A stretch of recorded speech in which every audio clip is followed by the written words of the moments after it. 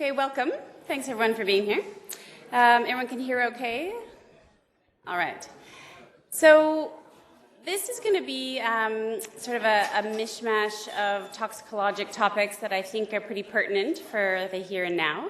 And I like to keep things informal for those of you who heard hear me speak or teach before, so feel free to ask questions, shout out, profanities, anything you want to do, and we'll try and keep it casually. I do like to throw questions out to the audience, so I will be picking on residents, but not in a bad way, just in a good way. All right. Okay, so before I get going on the actual cases and the objectives, I just want to put a plug for the fact of why we want to do talks. Because I know a lot of people, especially staff who've been around for a while, think, I probably go ages and ages and I don't even see a tox case. So why do I really need to know about tox? I can just call the poison center, or I'm sure I can look something up and give some charcoal and it's all going to be okay. Why do I really need to know tox? If you actually look at the numbers, tox presentations are probably around 5% of visits to emergency departments. And if you look at visits for chest pain, for example, they also approach similar numbers, and abdominal pain similar. So if you sometimes feel like in your shift you're seeing nothing but chest pain, you're actually probably seeing as much tox and you don't realize it. Okay, so keep that in mind. There's a lot of hidden tox that we see that we don't really know. But my plug for this is that in Emerge, we're the experts in tox, okay? So we know more than ICU, we know more than medicine, we know more than a lot of services that we then refer this on to, and they often look to us for advice on what to do with these patients. This is our sort of area, and this is why we need to be the experts in this. There's no such thing as the code tox. We can't just call this magic number where someone comes down and decontaminates them and whips them off somewhere and manages them on their own. So this is our area. We need to own this. And we need to be good at it. And we need to be able to recognize it early. And we need to know the aggressive ways to manage all these presentations that come into us and know which ones need to be acted on quickly and which ones perhaps not as much. All right? So we need to know this better than anyone. So we're going to talk about a couple of hot areas that I think are pertinent right now, stuff you may not have read about in Rosen's. Actually, unfortunately, one of the areas I was going to talk about is an area that I'm going to survey people on later, so I decided I can't actually talk about it, so scratch that from the hot topic list, but it'll be coming your way through email very soon. But there is another interesting one I'm going to throw out there. We're going to talk about some interesting toxicologic cases. We're going to throw that in the mix and talk about how we did manage those aggressively. And then I've been asked a lot about Intralipid, and I know you guys know about this. A lot of you have given it. A lot of you have feelings on it one way or the other. And it's not so new anymore, but we need to get a protocol in place on how and when to use it, and we need to use the current literature. And right now, through the sort of quality assurance people in the hospital, we're meeting to put together a protocol. So this won't be the final protocol. That hasn't happened yet, but these are just some thoughts and some things that I'll put forward for that protocol. Okay. So just a case to get us rolling, just to get our brains moving. Now, for those of you who only work at the general and don't see children, you can just have a little nap right now. But for residents who will be writing their exams or people who are actually interested in children, this is a 2-year-old boy who is brought in by EMS. He's being wheeled in on a stretcher to you in the emergency department, and he's currently being bagged. Okay?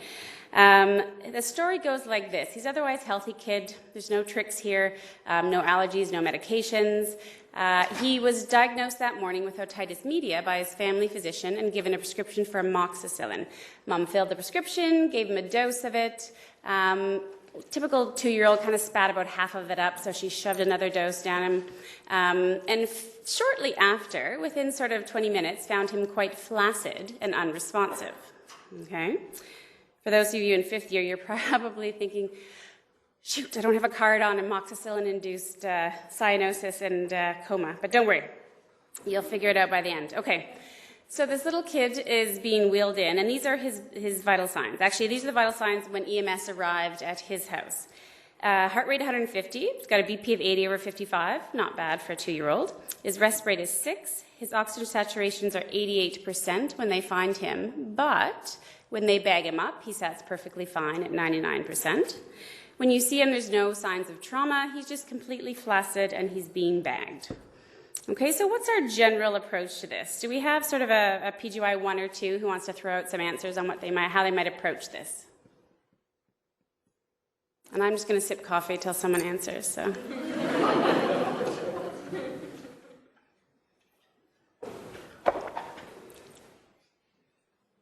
there a temperature? There is a temperature. It's 36.5. Good question. Good, and that is our 6th vital sign, and his blood glucose is 6.8. Nick, why don't you tell me your approach? So you basically have a 2-year-old with pretty stable vital signs besides his oxygen saturation, but he's easy to bag. So you probably immediately want to get some IV access. You want to start talking about whether you're going to have to manage his airway, but I don't think you need to right now. And you want to look at kind of your least big reversible causes. Kind of given the history, quite concerned with this amoxicillin, perhaps it's not really amoxicillin, it could be some other agent. And you probably want to do a quick physical exam, look at his pupils, see if there's anything there, see if there's any neurological signs at all. Quick physical exam to give you any additional information. Good. Okay, good approach. When we're first looking at him, so he's kind of worrisome looking, like he's probably GCS at this point 4, 5-ish for a 2-year-old. And you're thinking, I might need to secure this airway. He's looking a little worried. If you look at his vital signs, what's the most interesting or concerning vital sign there? His rest rate, right? And a rest rate of 6 is what until proven otherwise?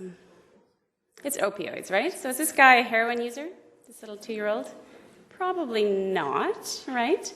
If you do look at his pupils, they're actually pinpoint, so they're quite small, and they're equal, and really there's not much else to find on physical exam.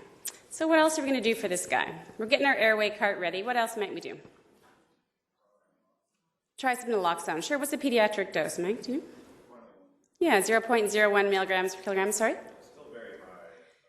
For the dose? Yeah. Do you think it matters in this kid? No. So in most pediatrics, even though the dose seems high, so the proper dose is 0.01 milligrams per kilogram, we're not going to worry that likely that we're going to put him in withdrawal by giving him too much naloxone anyway, but that's proper dose. And that is sort of the point of this whole teaching case. So this kid's amoxicillin was actually mixed in the methadone container at the pharmacy by accident, and it contained methadone. So after his dose, he was a complete opioid overdose, and was brought in looking exactly like that, except the physicians that treated him, sometimes understandably, may not even have thought that because he's 2 years old, right? So the whole point of this case is to remind you that any patient with decreased level of awareness, anyone at all, ABCs, universal antidotes, right? So we ask for a glucose, which is great. Just at least think about an opioid toxidrome, okay? Because the number of times that you can see people sort of woken up, for lack of a better word, with naloxone, okay, instead of getting intubated, or, in defense of glucose, the number of times, I'm not sure how many people here have seen code strokes whisked off to the scanner and come back and, oops, their glucose is 0.5, right? So not looking so cool and not so great for patient management, but it happens. So the whole point is here, the two important universal antidotes that we really care about. I mean, thiamine, no biggie, oxygen, everyone gets oxygen, but naloxone and glucose can really change your management. And it's a quick reminder, I don't have to review this a lot for everyone in this room, you guys know this, but any patient with a decreased level of awareness, whether it's a 2-year-old with a rest rate of 6, or a 90-year-old who's just not looking so good and a GCS of 12, at least consider your universal antidotes. So my approach in anyone is always ABCs, and then consider the universal antidotes. Of course, in the toxicologic specific patient, you're going to move on and you're going to do your focused history and physical, and in the tox world, the physical exam or the toxidromes, which we're not going to spend a lot of time on here. You're going to think then about decontamination. Okay, so each tox patient deserves an individual thought process or individual decision on, is there a method of decontamination we can use for this patient? You go on and you order all your ancillary labs and your investigations, and you work them up like you would any other non-tox patient. You're evaluating, you're providing your supportive care, but it's really not till the very end of all this. So at the very end of this algorithm or this approach are the hot, sexy antidotes, right? The stuff that we love to know about in talks, the stuff that we remember, the stuff we get examined on. But really, you're going to save about 90% of your tox patients by just doing those first 5 bars of that algorithm. And it's not till the very end when you throw in your fancy antidotes that you're going to get that satisfaction. All right? So the moral is every sort of tox or poison patient requires individual management decisions. And don't forget about the decreased level of awareness patient, because it could be a 2-year-old or it could be someone who admittedly ingests an overdose or a toxin. Okay? Try and use a general framework to approach all your patients. And really, some of the initial resuscitative measures that we do in the eMERGE and that we recognize are what are going to help these patients, and we can help decrease the number of poisoning deaths in the eMERGE. Okay? So that was just a quick one to get everyone thinking. We're going to move on now to case number 2. All right, and for those of you who think acetaminophen is boring, you can go ahead and go to sleep, but you may find it a little more interesting at the end. Okay, so this is a 22-year-old gentleman from rural Ontario who unfortunately has suffered a romantic tragedy, and he, as a result of it, ingested intentionally acetaminophen tablets. So he actually took 400 tablets of extra-strength Tylenol. So that's a big whack of Tylenol. For those of you who think back to some of the recent cases you've had or ingestions you've seen, probably not as many tablets as that. And that works out to be about 200 grams of acetaminophen, or if you work out the milligram per kilogram dosing, it's about 2,860 milligrams per kilogram. Okay, so he comes in, and this story is revealed to you, and he's in a coma, and his heart rate is 120, and his blood pressure is systolic of 80. Okay? And you might be thinking, because I think most people have been taught, that if it's just solely an acetaminophen ingestion, probably shouldn't quite be presenting like this, right? Acetaminophen, within, did I say how long it was? No. I didn't give the timeline, did I? So he took it, let's say less than 12 hours ago.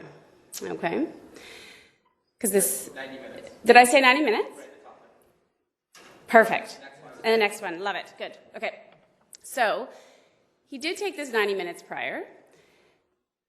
This is not what you're thinking of as a classic acetaminophen case, right? So everyone's been taught, if you see someone with decreased level of awareness, it's probably not due to acetaminophen this early on in the presentation, okay? He's also got a lactate of 8. He's very lethargic. He's becoming more tachypnic. He's got a bicarb of 16. He's acidemic. And you're searching for some other medication that he may have ingested. Like, what does this sound like, more likely? What other over-the-counter preparation? He's lethargic, he's tachypnic, he's acidemic. It could be aspirin, right? You think about it, you think, is there some other medication, is there a sedative hypnotic on board that's making him a little more drowsy than what it is? So thoughts on how we might approach this, George? Chewing, sorry.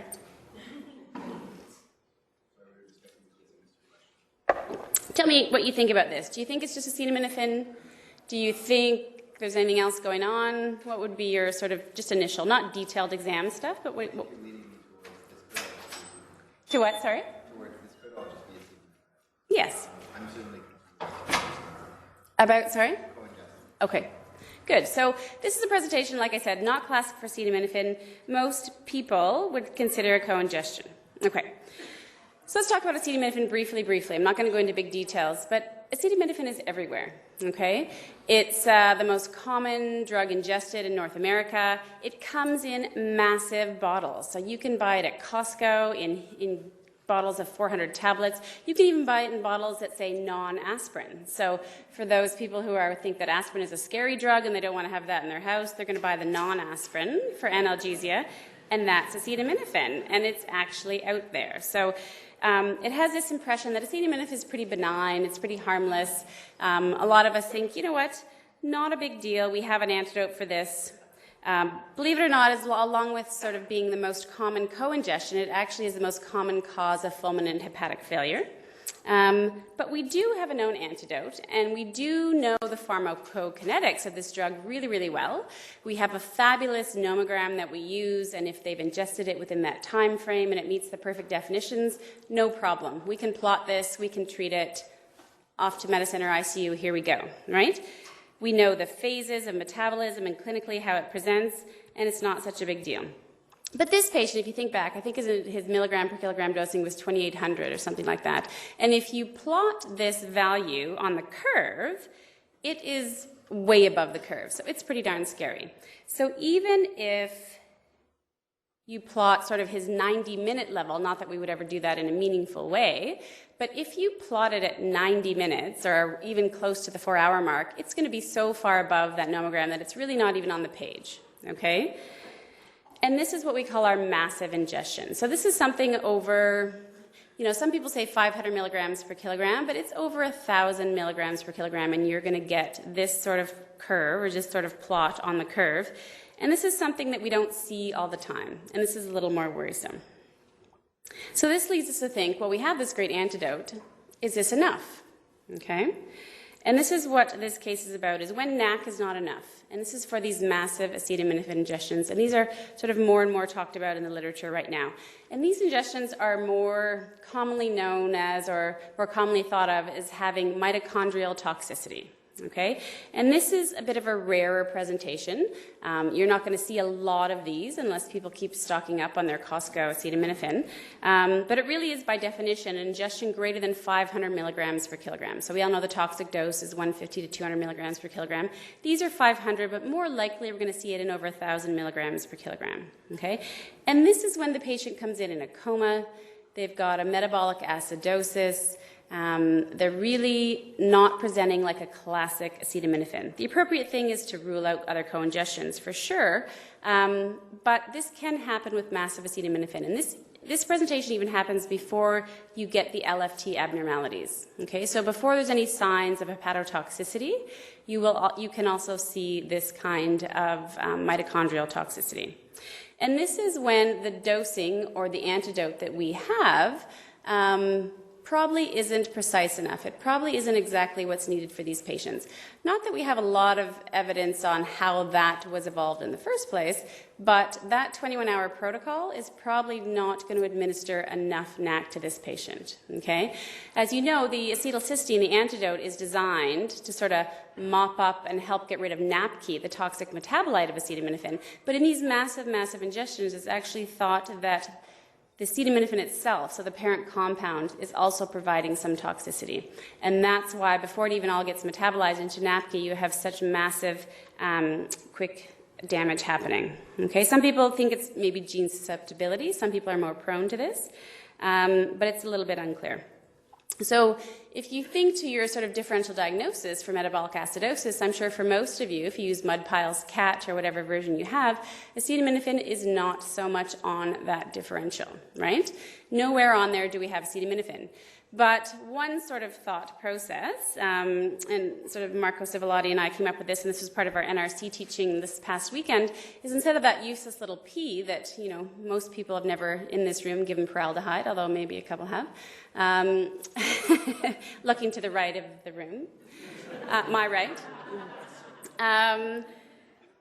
Fenformin, they don't make it anymore. I used to have it on here to remind me about metformin, but you know what? We've got another M, so we can put the M up there. But really, let's make it P for paracetamol, okay? So our British term for acetaminophen.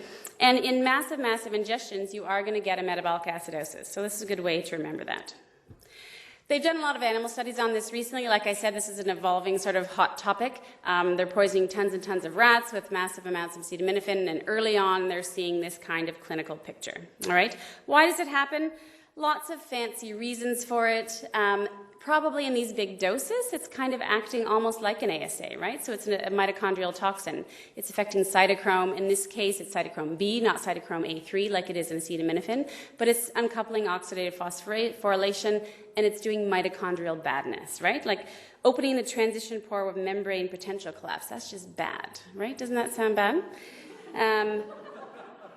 In sort of more clinical, more meaningful terms, basically you've got a patient who's in a coma, you've got a patient who's got lactic acidosis, they can be hyperglycemic, they can be hypothermic, and these are the people who present early. This isn't, like we're all used to the acetaminophen who come in late at 24 hours and they haven't been treated and they can be quite sick. These are the people who come in early with these massive ingestions. It is reversible, so we are seeing it's reversible with the right treatment. And like I said, it's not predictive of hepatic failure. So these people won't necessarily get the hepatic failure that the early or that the later patients get. Okay, so how are we going to treat these? So we know it exists. We know it's a hot new phenomenon. We know to watch out for it now and be wary of it in people who take massive Costco bottles of acetaminophen. Do we give our same NAC protocol? Well, again, no big evidence for this, but the thought out there right now, for lack of a better protocol, is that instead of your third dosing regime that you have in your 21-hour protocol, instead of giving it as is at 100 milligrams per kilogram, you're going to double it and give it at 200 milligrams per kilogram. So you still give your same first phase within the first hour, and then you give your 50 milligrams per kilogram over the next 4 hours. But in the next 16 hours, the poison center, if you call them, will advise you to double the dose for the next phase. And the idea being, this is our way of giving more N-acetylcysteine. Okay. Again, not a lot of evidence for this, but it's, yes, Christian.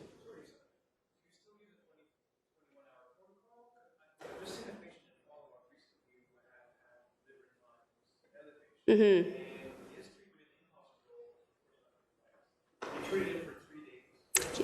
Yes.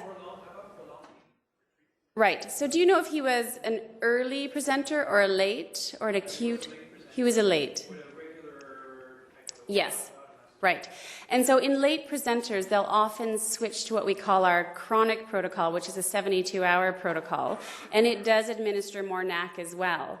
The sort of general message is really, no matter which protocol you start, you need to, at the end of your protocol, check your LFTs and check your acetaminophen level, and if neither of them are down to 0 or baseline, then you just keep it going anyway. But generally in the chronic, or the staggered ingestions or the late presenters, there is a different protocol than our 21-hour one, and that the whole point being it does actually administer more NAC than the 21-hour.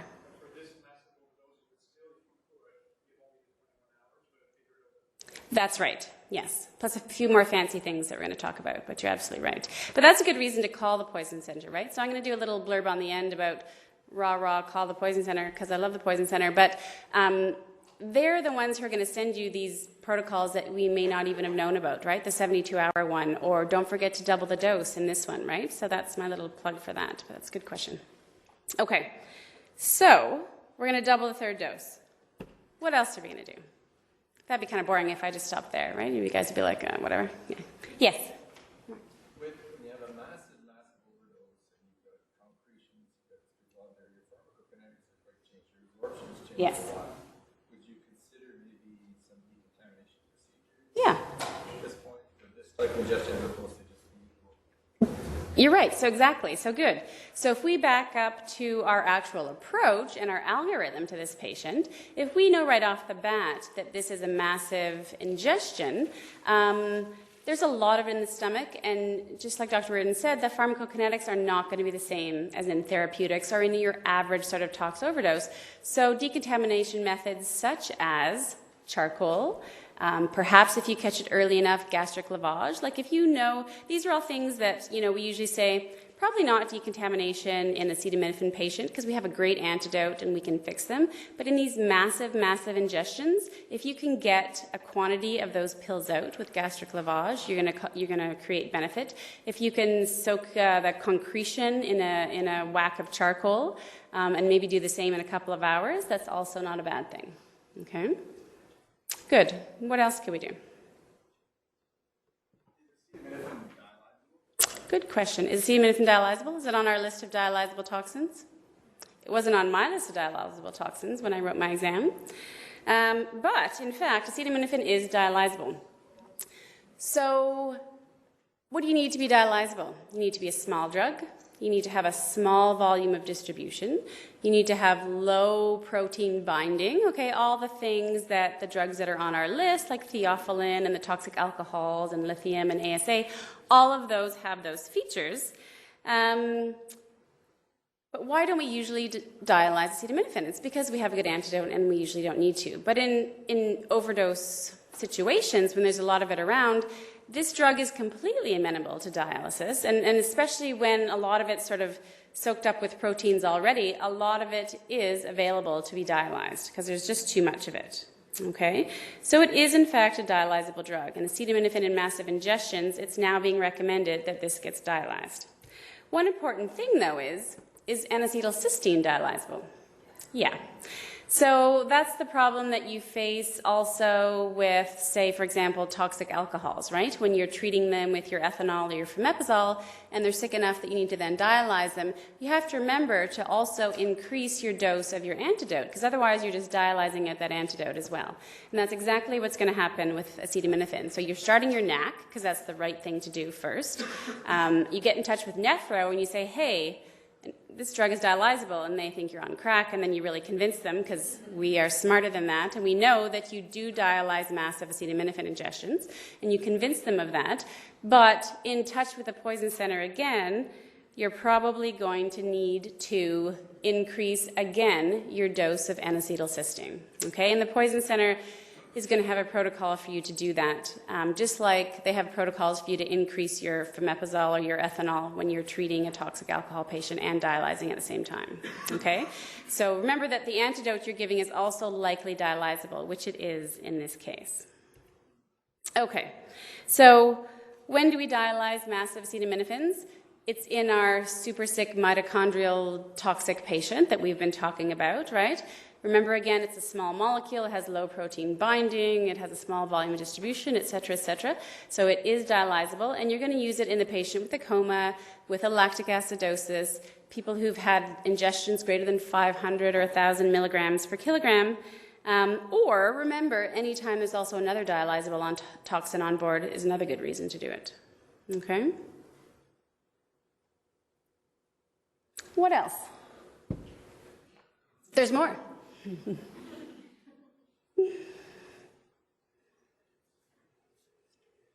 Has anyone had a massive acetaminophen ingestion? No. Yes? Probably wasn't a hot topic then. Now it's hot. It's fun. There's not much exciting in talks, so you got to kind of go with it when it happens. It's all kind of good. Do you call a transplant team early in that instance? So good. So that's a good point, actually. I think it'd be worth a heads up. I wouldn't transfer out at this point for that, because it's going to take some time to see where this is going to end, but I think a heads up to transplant team is not a bad idea. Okay? George? Is there anything more you can do to reverse the mitochondrial? Good thought, but no. Good thought. In the end, NAC and acetylcysteine kind of does that, but yeah, good thought. Rajina. Okay, so what about fomepizole? And now you're thinking, Lisa Thurgur's drunk. Fomepizole is used for toxic alcohol toxicity. It's not used for acetaminophen ingestion, but it actually kind of is / can be. So again, this is now being used for massive ingestions. Why is it being used? So it inhibits alcohol dehydrogenase. We know that. That's why we use it for our toxic alcohols. But it actually is a P450 enzyme inhibitor. If you think back to pharmacology and try and plug your ears, that's fine. But it inhibits CYP2E1. And CYP2E1 happens to be the P450 enzyme that metabolizes acetaminophen down to NAPK. So, theoretically, pharmacologically, this is a good thing. You give a dose of your fomepizole, it inhibits the production of NAPK, and you get less of the toxic metabolite. Now, I've told you that in massive ingestions, the actual parent compound, acetaminophen, does play a role as well and is thought to contribute to the toxicity. But for now, at least, we're doing some good, and then maybe we'll dialyze out that parent compound later. But some studies have shown, this is the landmark, and I use the term loosely in the tox literature, the landmark study for fomepizole, where they poisoned a bunch of rats, and they had their control groups, and they realized that the bigger doses of fomepizole are creating less hepatotoxicity in these poisoned rats. So that's how it came about. Now, the question is, I don't know, for those who have a pharmacology degree, do we give one dose or do we give a couple doses, and why does it matter?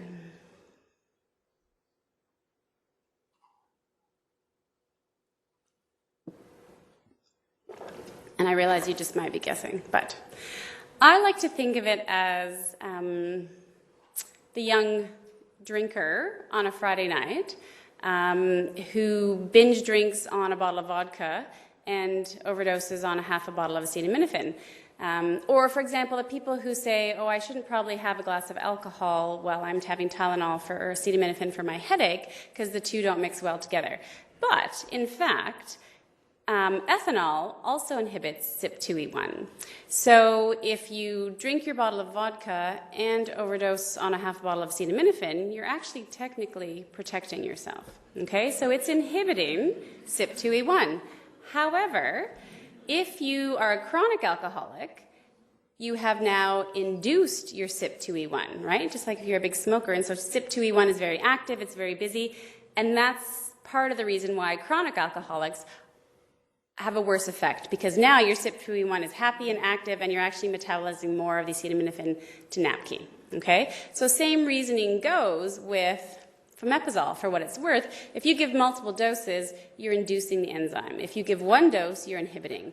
So right now, although I'd say 90% of people have never even heard of this and aren't even doing it, poison centers who do have protocols for it will tell you to give one dose and one dose only. And it has been done. At the Ontario Poison Center, they've probably given it at least sort of 20 times in the last year for massive acetaminophen ingestions. Does it save lives? Is it the Nazareth? I would say probably not.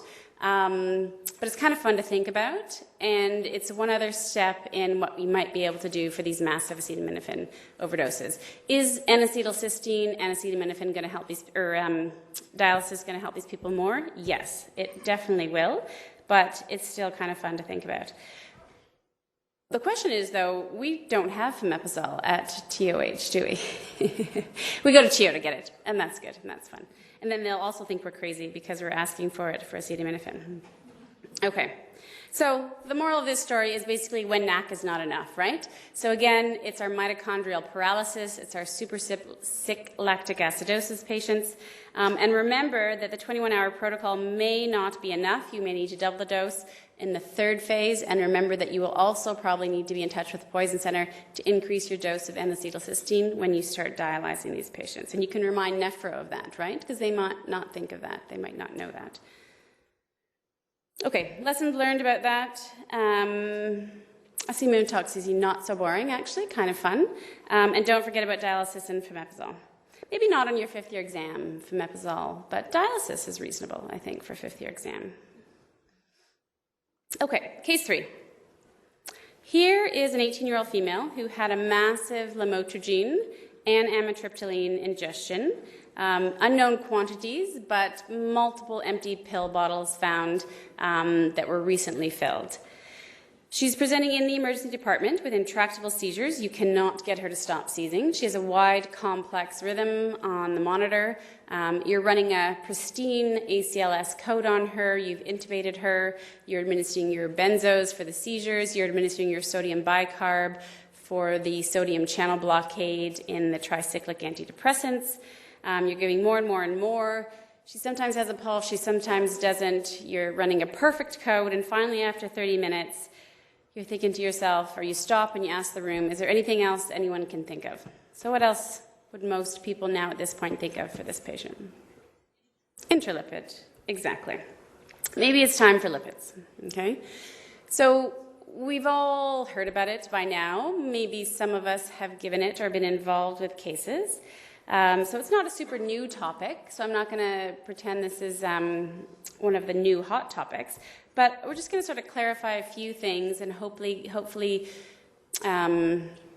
make sure people understand when it should be used. Okay? So again, for those who may not be as familiar with it, it's an intravascular infusion of lipid that's been around for a while. First came up in the ICU literature, in the anesthesia literature. And now in the tox and emerge world, it's used for what we call lipophilic overdoses. Okay, what is it actually physically? So it's a bag of TPN, it's a white bag of lipid, it comes in 100 or 200 or 500 cc's. It can be stored at room temperature, it contains yummy stuff like soybean oil and egg yolks and glycerin, and it looks just like propofol. Okay? So, how did it come up? I think most of us know this guy named Guy Weinberg, who runs the Intralipid.org website, is an anesthetist, nice little guy actually, who used it to, and he loves this stuff, right? He lives and breathes this stuff, but he poisoned a bunch of rats one day so that he actually wanted to make bupivacaine poisoning worse for them. And in the end, it actually made them better. And this is how it all came about. So they moved on from rats to dogs, and then the human cases, which we'll talk about. Why does it work? I think there's sort of two general theories out there. One is it's the lipid sink, and this is the theory that most people buy into, that any kind of lipid-loving drug that you ingest or have injected will sort of attach itself and be sucked in by this lipid sink of intralipid, and you'll then excrete it renally as you're supposed to. The other theory is sort of in terms that it supplies more energy to the heart and improves myocardial contraction. Whichever one you believe, or perhaps it's both, those are the theories. And so the literature sort of has evolved over quite a bit of time, probably over 8 years now. It first sort of popped out in about 2006. Like I said, it started with bupivacaine cardiac toxicity in a rat, and then all of a sudden there was a bupivacaine resuscitation in a human patient due to a local anesthetic overdose in anesthesiology. And then there was tons of human case reports just on local anesthetics, okay? After that, people started to think, hey, what about other lipophilic drugs, like verapamil? And the verapamil dog study was sort of the first study that came about with other ingestions that might be lipophilic and sort of caught our attention, the critical care and the emerge world, thinking, what about all these ingestions that we see coming in? Could this antidote work for us? And so this is Weinberg's first sort of study where he concluded that lipid infusion accelerates removal of bupivacaine and recovery in the isolated rat heart. And this is Rosenblatt's study about the first case report of successful resuscitation in a human. They had prolonged cardiac arrest. And they recovered with no neurological sequelae, CPR for about 20 minutes, and good recovery after Intralipid. Okay? You'll find the literature full of studies like this. This is the famous dog verapamil study that looked at controls versus dogs that got Intralipid, both poisoned with verapamil, and 100% recovery in the dogs that got the Intralipid, unlike the poor dogs who did not get the Intralipid. Okay. This one is sort of interesting, and this is the one that I remember way back looking through this that actually caught my eye. So after Rosenblatt did his study, Banya did their study in 2007, the end of 2007, this is the anesthesia resident who was, I think, on cardiology or in the emerge or something like that, and came across a code they were running in the emerge, and it had been going on for close to 60 minutes. And this was a 17-year-old female who ingested a big whack of bupropion, almost 8 grams of bupropion, along with lamotrigine, so same as our patient in the very beginning. An ACLS protocol was run for 70 minutes, and she was given full court press. And then 1 minute after IV Intralipid, she got a pulse back, and she actually left hospital with no neurological sequelae. Okay, so that was sort of the one that people said, holy moly, and published are the rhythm strips of this patient, and also published are sort of the nursing notes that happened in this code, indicating that about a minute after the Intralipid was administered, CPR was stopped, full pulse, and the patient left the hospital completely well. And then after that, you'll see a lot of case reports of drugs that we are now considering it for, right? So amitriptyline or our tricyclic antidepressants, verapamil or some of our calcium channel blockers, now thought to be lipophilic drugs. And you can actually figure out the lipophilicity of a drug by looking at the PK. And so there's tables that are published of are these drugs, which ones would this really work for? And it's not for all of them, right? Not all drugs are lipophilic. In fact, some are the opposite. Okay? Systematic reviews started to be published, okay, about all the case reports that were out there and all of the studies that were out there. Review articles, even in the sort of animal literature, like Zipper here got saved by a dose of Intralipid. So in the veterinarian world, when doggies get into pesticides or other sort of potentially, maybe the dog, it's payback for all those dog studies, right? The dog's eating the verapamil, and they have also been saved by Intralipid. But more recently, actually, I don't know if anyone's following this, but more recently now, people are sort of doing controlled studies of Intralipid versus something else, okay? And this is sort of the last year and a half, 2 years. So, for example, this first study, I don't have the date on here, was in 2013. And this is where someone, again, took, I think it was rats, rodents, and poisoned them with amitriptyline, so another drug that we feel is very lipophilic, and gave them either Intralipid or sodium bicarb or placebo. And in the end, no difference whatsoever in survival with the sodium bicarb versus the Intralipid versus the saline. And not only that, but when they looked at the blood concentration of the amitriptyline, you would think that if Intralipid is providing this lipid sink, that the blood concentration of the amitriptyline should be higher in those patients, and in fact it wasn't. And so that's a little bit interesting.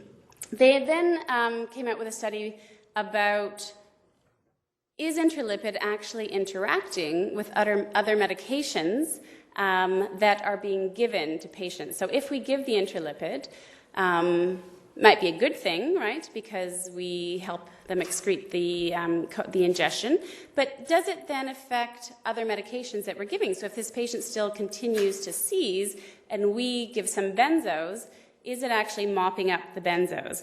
And in fact, it does show that it's decreasing serum concentrations of a lot of the other medications or resuscitative medications like epinephrine, like benzodiazepines that we are giving. Okay, and again, 2 more negative studies that have been published in the last year.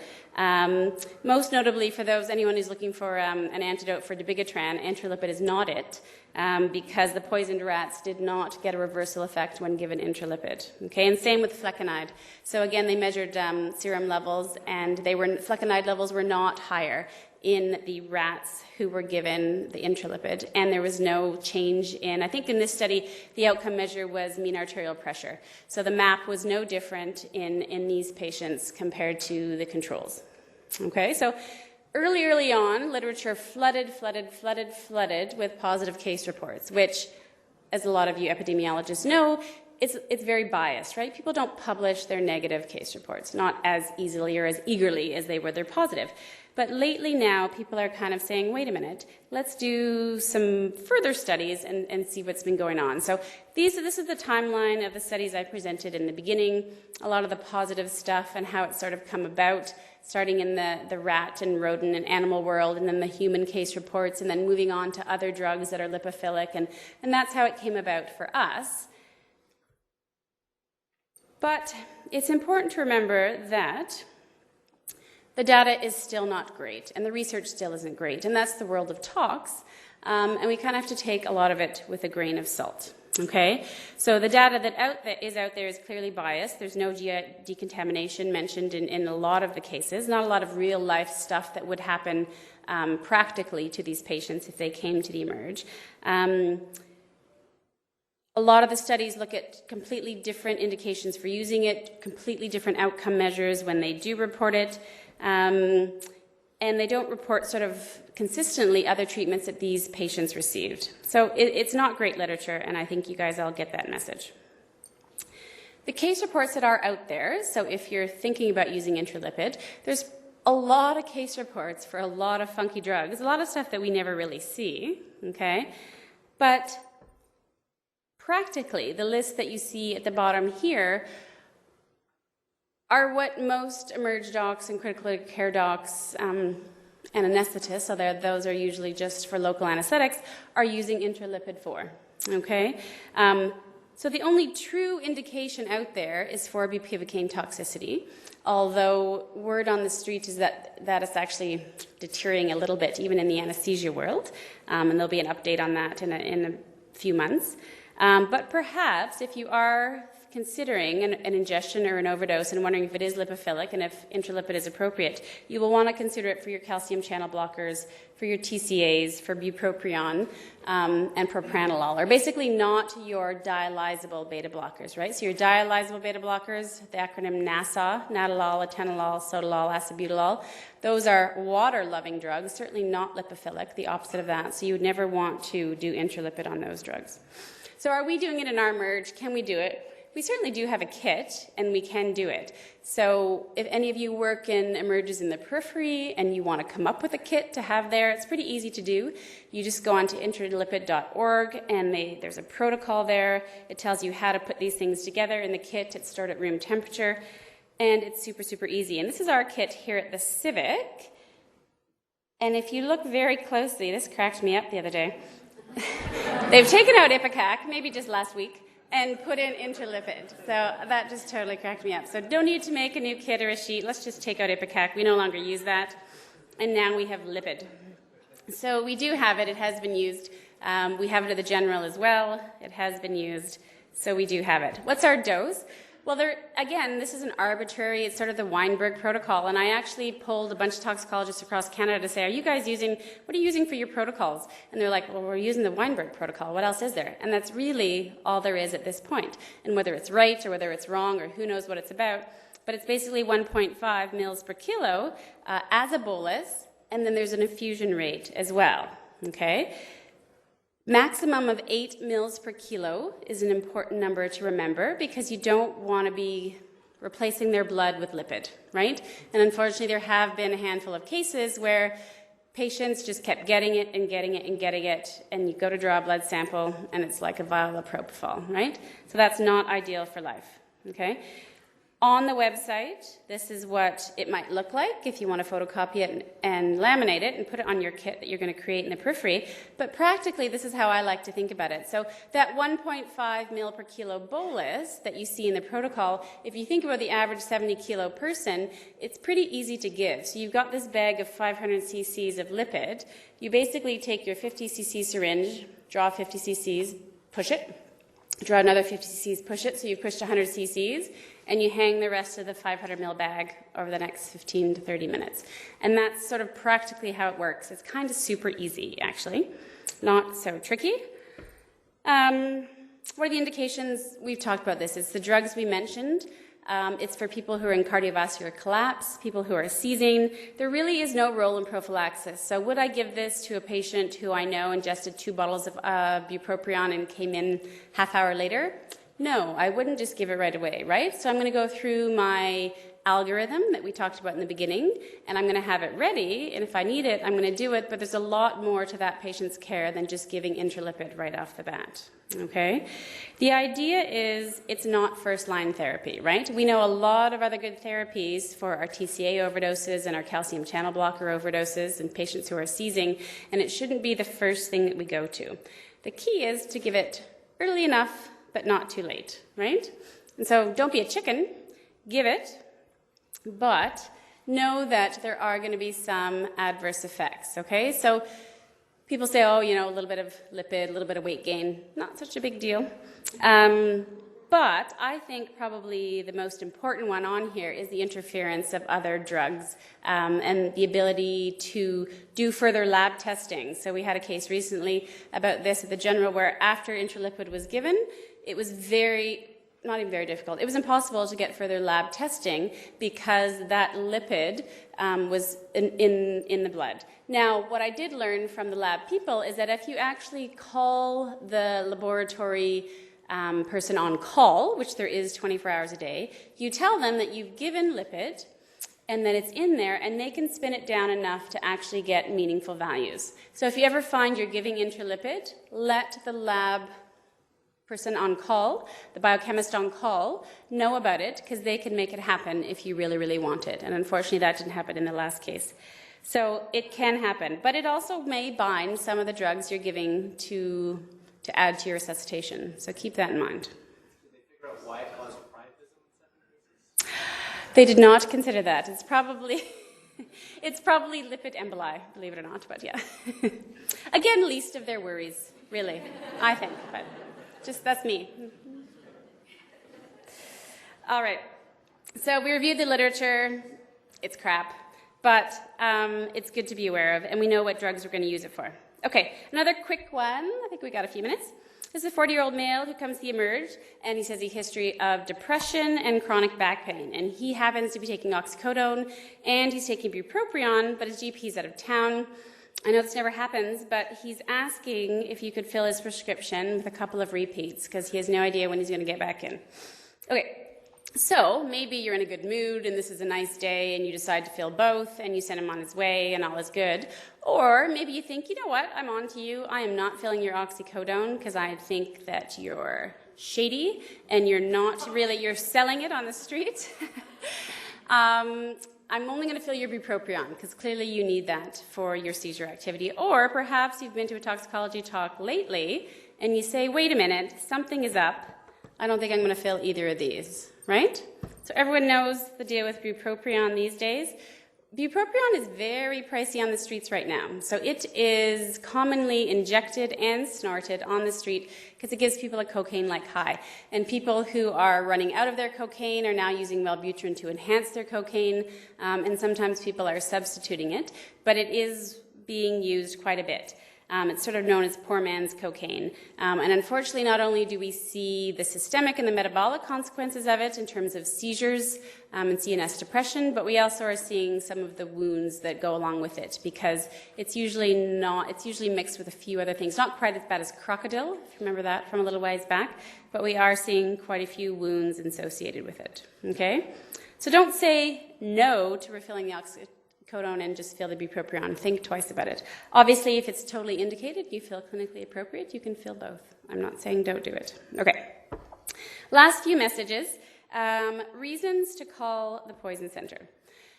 Besides, it'll get you marks on your oral exam in 5th year. So lately, I've been having medical students or junior learners call the poison center for tox cases, and people are kind of like, why are you calling the poison center? But I'm going to make a few plugs for it. So there's a lot of reason to call the poison center.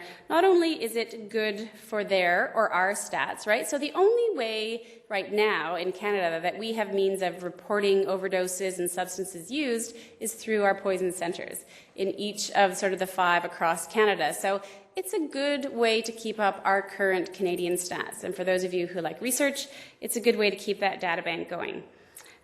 You may actually not know everything you think you do about stuff, right? So maybe there's some new treatment that's out for example, massive acetaminophen ingestion, and they might be able to tell you that. Or it might be something that you've forgotten, that maybe, oh yeah, this theophylline overdose, I can give multi-dose activated charcoal. I totally forgot about that. I was just going to dialyze, but now I can do that. So it's little tips that might be added to your clinical management. Medical legally, I think it's an awesome thing to do. You documented, you contacted the poison center. It's a great activity for the medical student. I have them do that all the time. The nurses and pharmacists on the phone on the other end can't actually give them the medical information, but they get the practice of going through it and talking to the nurse and the pharmacist, the poison specialist on the other end, and then you can talk to them with the actual information. They are able to fax and send protocols that we don't have access to. So, for example, a protocol, N-acetylcysteine protocol for a child. If you were to actually use the protocol that's in the CPS, you quite likely would put that child in fluid overload. So a number of pediatric deaths by using the CPS N-acetylcysteine protocol the way it is in the CPS, because it's not really adjusted for kids. So protocols like that, protocols like the high-dose insulin euglycemic protocol for calcium channel blockers, the Intralipid protocol, things like that. And one of the reasons I do it is because, for example, we had a case was it yesterday? Yesterday, of a quetiapine overdose, and it was a young girl who took a bunch of her quetiapine, and we wanted to know, is that a dangerous amount of quetiapine? Like, that's not a drug that I have the toxic dose just in my head, and I don't feel like sitting down and going, 100 tablets, well, 100 would be different, so 88 tablets times 25 milligrams, and then figuring out based on her weight, is this a bad ingestion or not? But the Poison Center will calculate that for you. They have case reports at their fingertips to say, you know what, that is an ingestion where 8 people died. Or that is an ingestion where not once have we seen any bad outcome from that. And then that helps your management. It helps you know if you should send right off to psych or if you should monitor for your golden 6 hours. So they do have a lot of information at their fingertips, which I think is pretty useful. Okay, I'm going to wrap it up there and leave time. I'm going to take up my last 2 slides. They were just silly anyway. And hopefully none of this left you too uncomfortable, but I'm happy to answer questions. And thanks for your participation.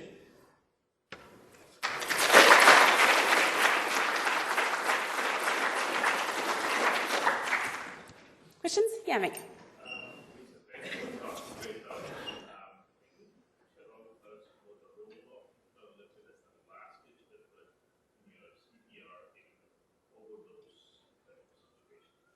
Yeah, so the question is Intralipid as a last-ditch effort. Your conference is scheduled to end in 2 minutes. When you're running your code for your ingestion, right, Venk? So I think if you know that it is not a drug that was on that list that I gave you, so it's not a calcium channel blocker, it's not a beta blocker, it's not bupropion, it's not a local anesthetic, and it's not haloperidol would be the only one I add on that list, and you know 100% the history of that ingestion and it's not one of those, I would not use it as a last-ditch effort. If you do not know the history and it's unclear, and it could be some of those, then I would use it after my standard ACLS protocols and antidotes that I know to be used for those ingestions, and I would use it at the end of that. So there's 3 scenarios, and the third one is if I knew it was one of those ingestions on the list, I would be running my CPR, my ACLS protocol, and using my standard antidotes, and I would use it sooner rather than later. Does that make sense? Okay. Yes, Christian. Love it. Yes. Right. So the reason we use bicarb is, again, dog studies. So the original studies of sodium bicarb for TCA poisoning did a randomized controlled trial poisoning dogs with TCAs, and they looked at saline versus